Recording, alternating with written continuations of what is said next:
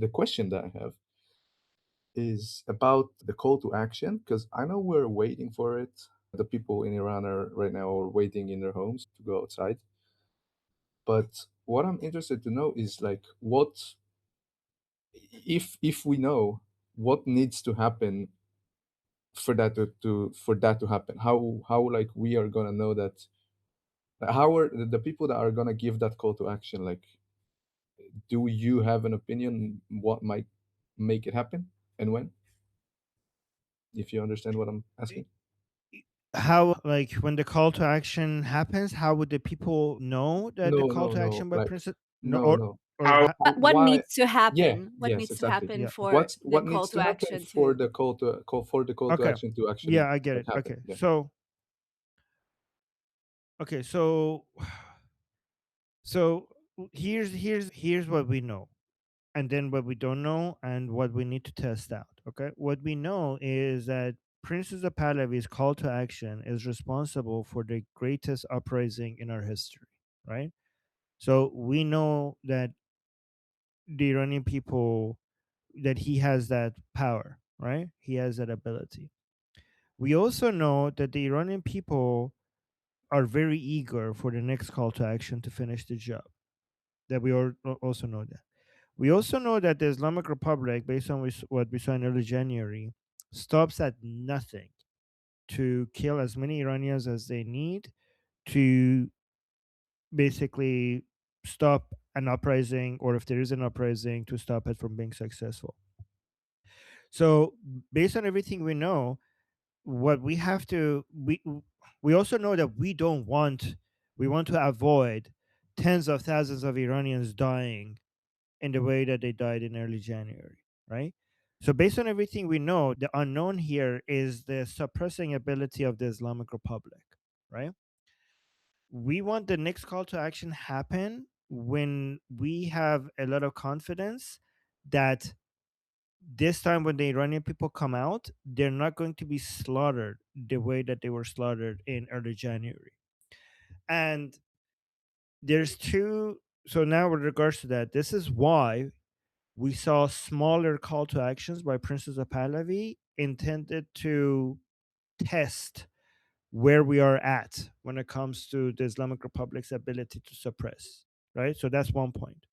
So like call to actions that are is not the uprising, but like smaller actions. Then this is that's the first one. The second point, this is why the Islamic Republic is also filling the streets with their supporters every night. They're having so many ceremonies and like their gatherings because they're trying to use they're short on manpower, and they're trying to use their supporters as a way to as a resistance force against the upcoming uprising.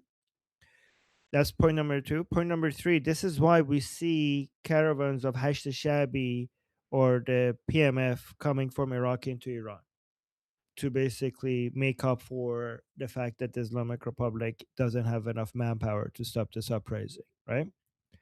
So what we need to see, what I think Princess of Pahlavi and Americans and Israelis need to see for them to say that this is the time now to give the call to action, is the Iranian people doing being able to see that they have dominance over the streets.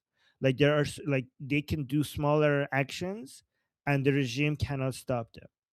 If we're seeing that the regime forces are continuing to have some certain level of dominance over the streets, that means that it's not the time.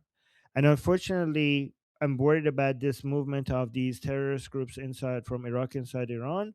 I wonder if you know it's going to go back to the Islamic Republic side on this. So that's the concern. So this might actually push it further down, might happen later.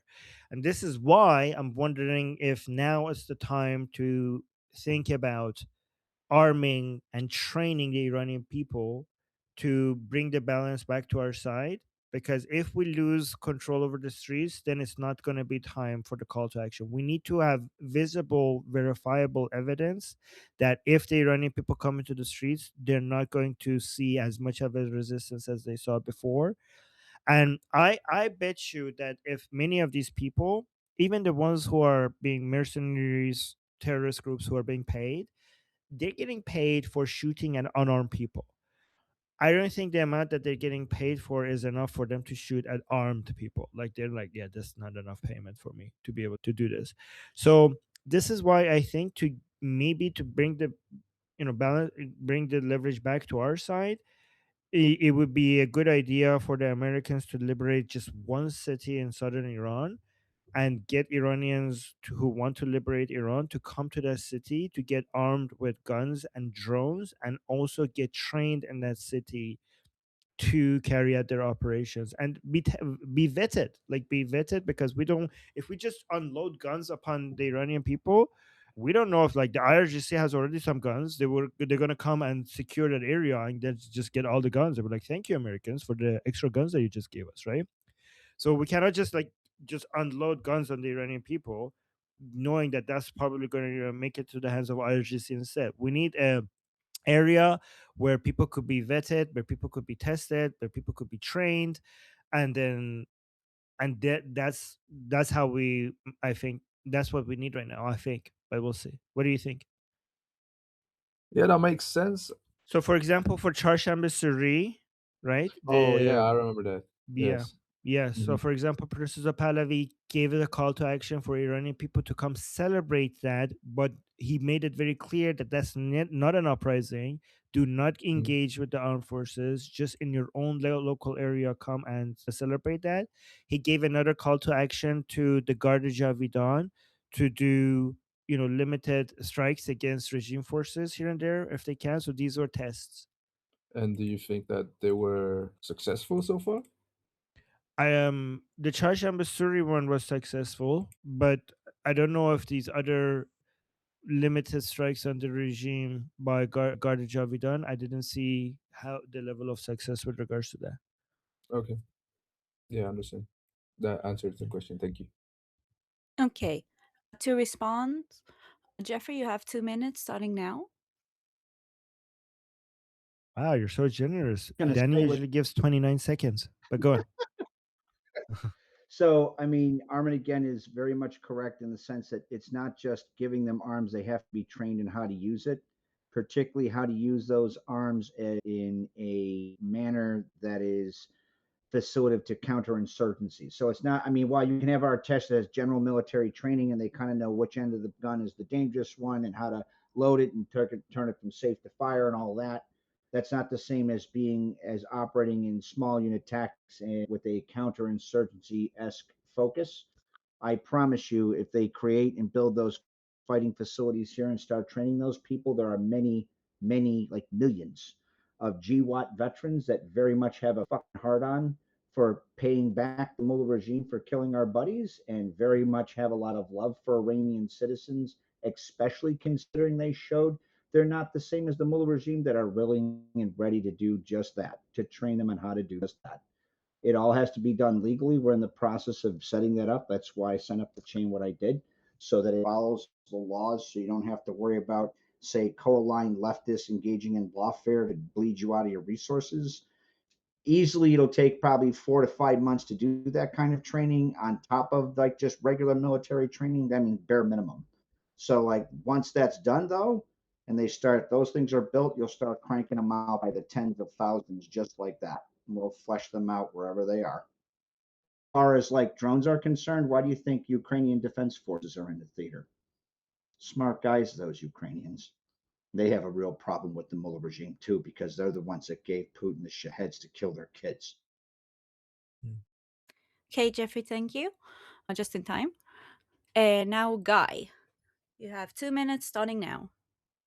So for me, I think the big game changer, but it could be completely off here, and I'll let you guys respond and let me know, is the drones. Like we saw, first of all, that as far as an intimidation factor, they seem to be highly effective.